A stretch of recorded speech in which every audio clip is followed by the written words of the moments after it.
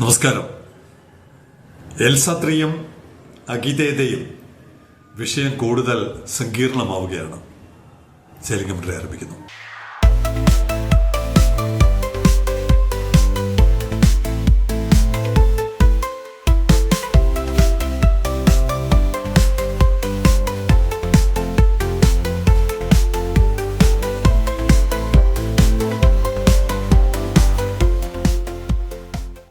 May 25 മുങ്ങിയ എൽസ3 ഇന്നു മുതൽ അതിൻ്റെ രക്ഷാപ്രവർത്തനം പുനരാരംഭിക്കുകയാണ്.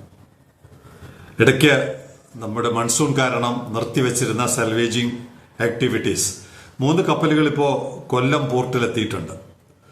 Southern nova, Canara Megh, offshore monarch. 3 ഈ ടഗ് അല്ലെങ്കിൽ സപ്ലൈ വെസൽ എന്നൊക്കെ പറയാവുന്ന തരത്തിൽ ഇത്തരം പ്രവർത്തനങ്ങൾക്ക് ഉപയോഗിക്കുന്ന 3 വെസൽ കൊല്ലത്തുണ്ട്.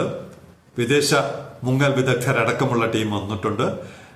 കപ്പലില് ക്യാപ്പ് ചെയ്യപ്പെട്ടിരിക്കുന്ന ഡീസൽ, പെട്രോൾ, അതുപോലുള്ള ഇന്ധനം പുറത്തെടുക്കലാണ് അവരുടെ പ്രാഥമികമായ കർത്തവ്യം. അപ്പോൾ ആ പ്രവർത്തനങ്ങൾ ഇന്ന് ആരംഭിക്കും എന്നാണ് അറിഞ്ഞിരിക്കുന്നത്.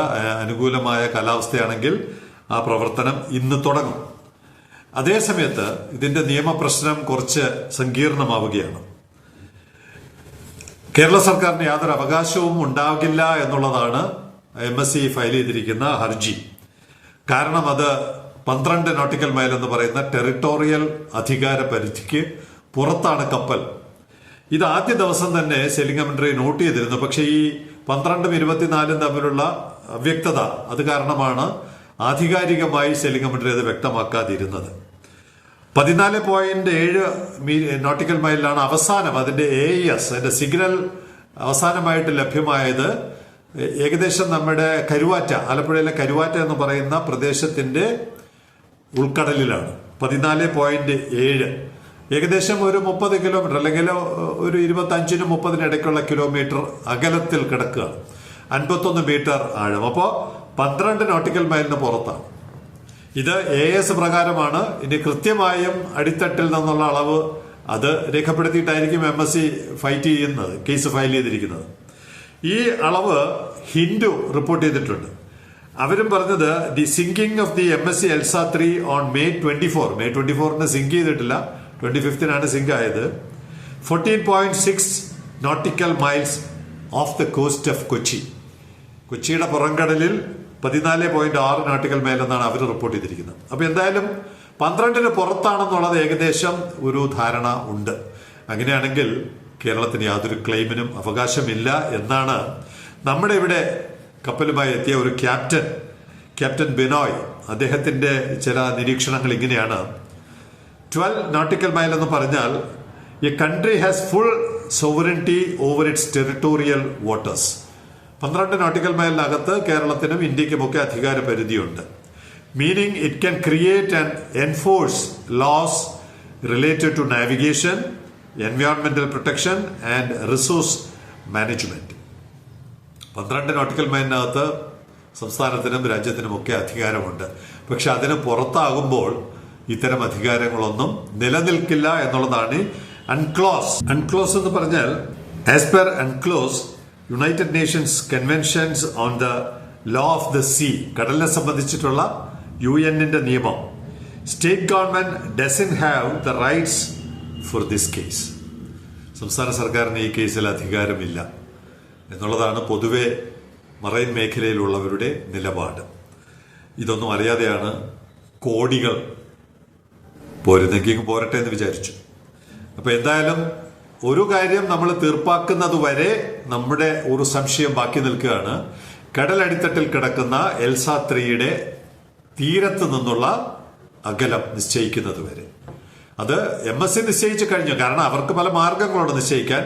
കേരള ഗവൺമെന്റ് അത്തരം എന്തെങ്കിലും അളവുകൾ എടുത്തോ എന്നറിയില്ല. ഇതൊന്നും അറിയാതെയാണ് കിട്ടുന്നെങ്കിൽ കിട്ടട്ടെ എന്ന് വിചാരിച്ച് 9,000 10,000 ഒക്കെ എഴുതി കൊടുത്തത്. ഓണത്തിന് ബോണസ് കൊടുക്കാൻ അങ്ങനെ ഒരു മാർഗം. എന്തായാലും ഈ ഒരു നിയമം വെച്ചുകൊണ്ട് ഈ കേസ് നിലനിൽക്കില്ല എന്നുള്ളതാണ്. അപ്പൊ പിന്നെ അഗിതേതയെ 1 മാസം അറസ്റ്റ് ചെയ്തിട്ട ഇനത്തിൽ ഖജനാവിലുള്ള പൈസ കൂടി MSC അങ്ങോട്ട് കൊണ്ടുപോകുമോ എന്നുള്ളതാണ് ഇപ്പോഴത്തെ സംശയം.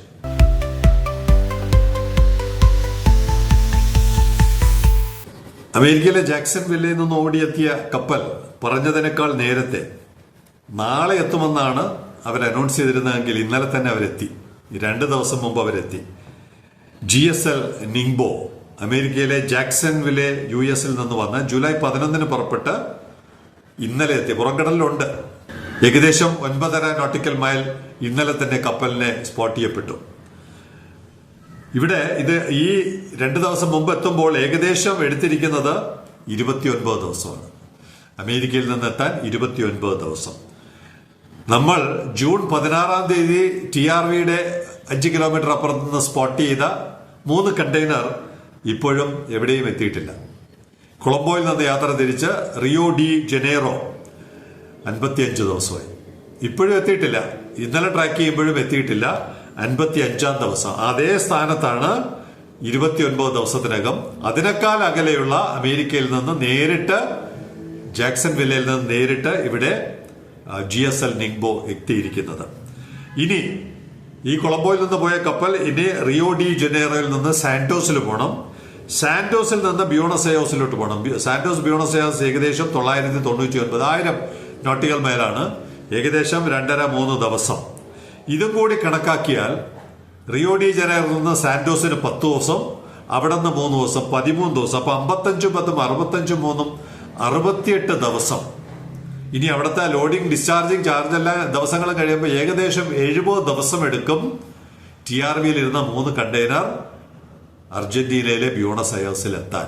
അതേ സമയത്ത് അതിനപ്പുറത്ത് നിന്നുള്ള ജാക്സൺ വില്ലയിൽ നിന്നുള്ള GSL നിംബോ 29 ദിവസത്തിനകം ഇവിടെ എത്തിക്കഴിഞ്ഞു. പറഞ്ഞതിനേക്കാൾ 2 ദിവസം മുമ്പ് ഇവിടെ എത്തിക്കഴിഞ്ഞു. ഇതാണ് TRV ഇന്ത്യക്കും സൗത്ത് ഏഷ്യയ്ക്കും നൽകുന്ന അഡ്വാൻറ്റേജ്.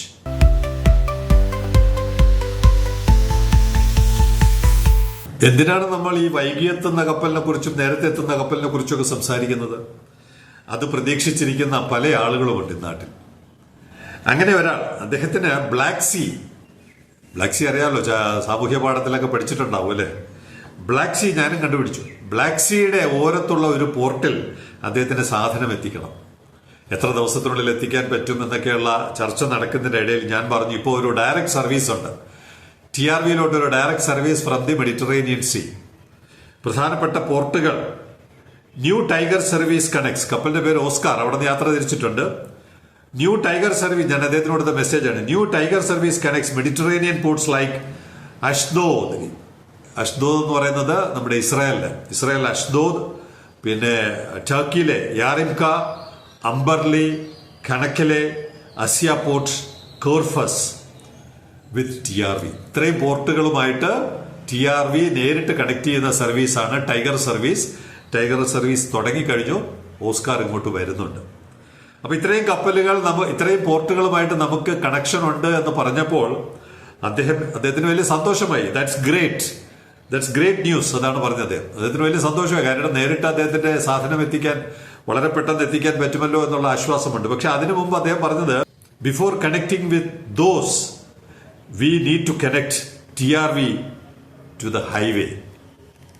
നമ്മള് മെഡിറ്ററേനിയൻ കടലിലെ ബ്ലാക്ക് സീയിലെ പോർട്ടുകളുമായിട്ടൊക്കെ കണക്ട് ചെയ്യുന്നതിന് മുമ്പ് തൊട്ടുപുറത്തുള്ള 100 മീറ്ററിലെ ഹൈവേ അത് ആദ്യം ഒന്ന് കണക്ട് ചെയ്താലല്ലേ ഇതുകൊണ്ടുള്ള പ്രയോജനമുള്ളൂ എന്നുള്ളതായിരുന്നു അദ്ദേഹത്തിന്റെ മറുപടി. ഇത് ഏതെങ്കിലും ട്യൂബ് ലൈറ്റുകൾക്ക് കത്തുന്നുണ്ടോ എന്നറിയില്ല.